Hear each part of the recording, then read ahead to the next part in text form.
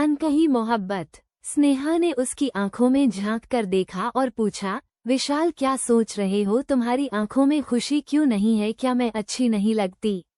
विशाल स्नेहा के बहुत करीब आ गया और कंधे पर हाथ रखते हुए बोला, नहीं भाभी, ऐसी बात नहीं है, मैं कुछ जानता ही नहीं हूँ।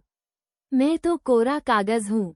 इलाहाबाद से दूर एक छोटे से गांव में विशाल और उसकी भाभी स्नेहा एक ही घर में रहते थे। विशाल गांव के सबसे होनहार युवकों में से था। सुंदर, पढ़ा लिखा और संस्कारी लोगों को विशाल से बड़ी उम्मीदें थीं। स्नेहा उसके बड़े भाई अमित की पत्नी पूरे परिवार की जान थी। शालीन, सुशील और हमेशा दूसरों के भले की सोचने वाली। शादी के बाद स्नेहा इस घर में आई थी तो उसे विशाल एक नटखट देवर के रूप में मिला था। पर सालों के एक साथ एक ही छत के नीचे रहते रहते उन दोनों के बीच एक गहरा भावनात्मक रिश्ता पनपने लगा। दोनों एक दूसरे की हर छोटी बड़ी बात को बड़ी शिद्दत से समझते थे। विशाल को जब भी कोई परेशानी होती वह स्नेहा के पास चला आता और अपनी कठिनाइयां शेयर करता। स्नेहा उसे प्रेम पूर्वक समझती, कठिनाइयों से लड़ने का उसमें अजावा पैदा करती। स्नेहा भी विशाल की संगत में खुद को सुरक्षित और प्रसन्न महसूस करती। उसे अपने देवर पर गर्व महसूस होता। इतना मिलनसार और सहयोगी, आज्ञाकारी देवर सबको नहीं मिलते हैं। धीरे धीरे उनके बीच एक ऐसा अनकहा एहसास जन्म लेने लगा जिसे वे शब्दों में बयां नहीं कर सकते थे। एक दिन गांव में एक बड़ा मेला लगा। परिवार के सभी लोग वहां गए, लेकिन स्नेहा का सिर दर्द हो रहा था, इसलिए वो घर पर ही रुक गई। विशाल ने बहाना बनाया कि उसे जरूरी काम है और वह भी घर पर रह गया। रात का समय था। चांदनी हल्की हल्की छत पर गिर रही थी। विशाल ने स्नेहा को छत पर बैठे देखा। वह पास आकर बोला, भाभी क्या सोच रही हैं? स्नेहा ने हल्की मुस्कान के साथ जवाब दिया, कुछ नहीं, बस पुरानी बातें याद आ रही हैं। विशाल ने उसकी आंखों में देखा। वहां एक गहरी उदासी थी।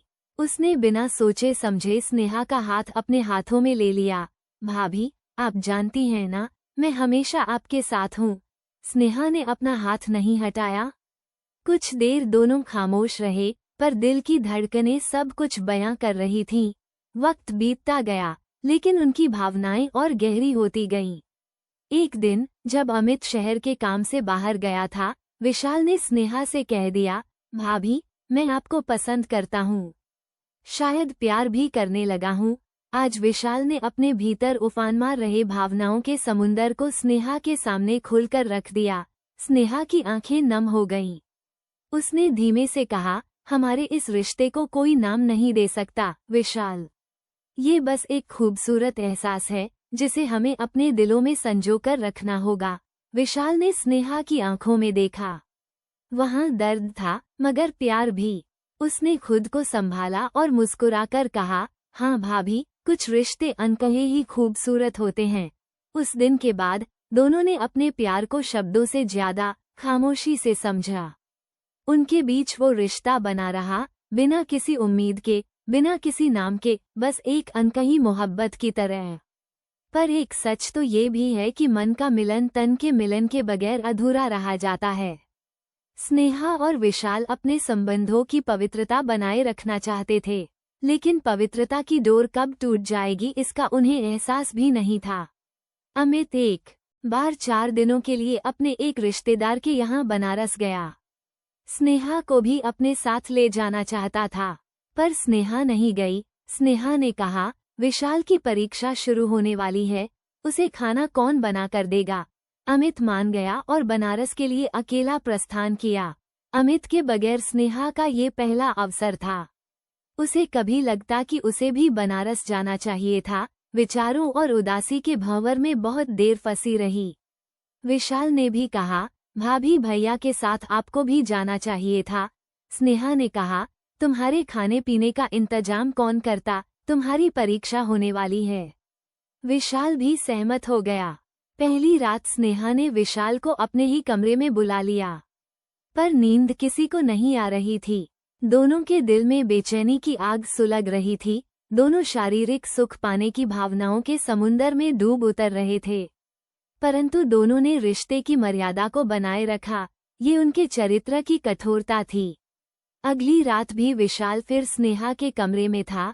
स्नेहा ने उसकी आंखों में झांक कर देखा और पूछा, विशाल क्या सोच रहे हो? तुम्हारी आंखों में खुशी क्यों नहीं है? क्या मैं अच्छी नहीं लगती? विशाल उसके बहुत करीब आ गया और कंधे पर हाथ रखते हुए बोला, नहीं भाभी, ऐसी बात नहीं है।